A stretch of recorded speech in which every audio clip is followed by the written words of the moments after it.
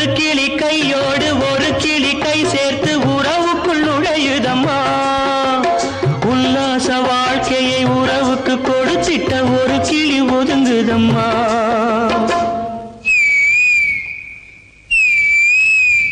அப்பாவியான் கிளி தப்பாக நினைத்தது அப்போது புரிந்ததம்மா. அது எப்போதும் கிளி அல்ல கிணற்று தவளைதான் இப்போது தெரிந்ததம்மா.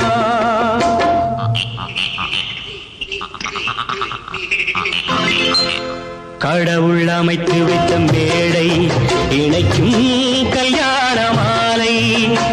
இன்னார்க்கு இன்னார் என்று எழுதி வைத்தானே தேவன் நன்று.